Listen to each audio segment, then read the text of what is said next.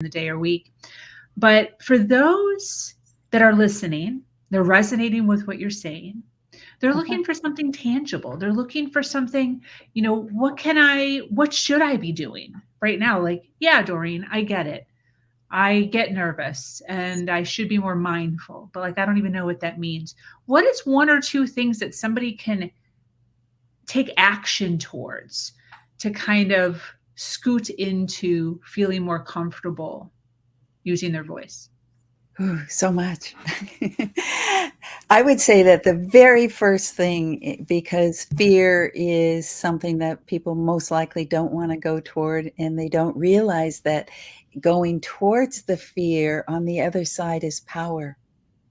And so fear is like, all you have to do is take yourself to that threshold and walk across. How do you do that? One way is journaling.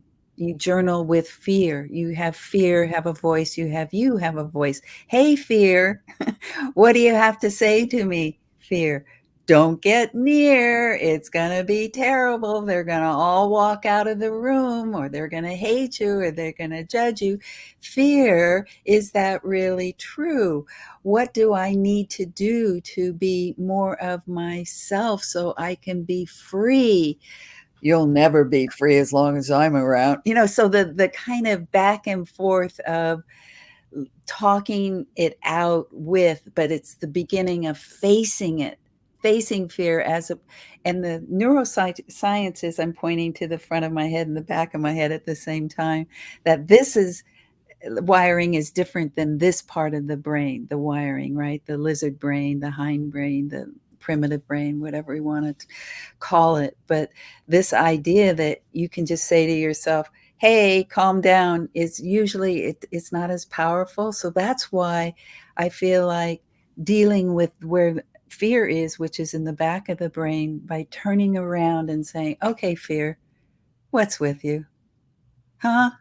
What the heck? What are you doing? Things like that. I think first is working with the fear. And I have all sorts of angles of working with fear. And I won't go into all of them now because there's so many. As a psychologist, I'm trained to deal with fear. Facing fear is the first Wow.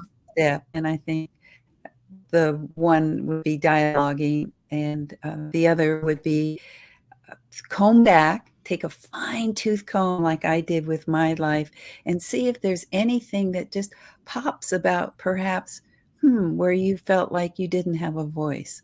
And that could be the beginning, could be a source. I know, Sabrina, you've talked about being Jehovah Witness early on, and how that just, you had to kind of scoot yourself into a little role and not be your true self early Mhm. on. Yeah. So there you go.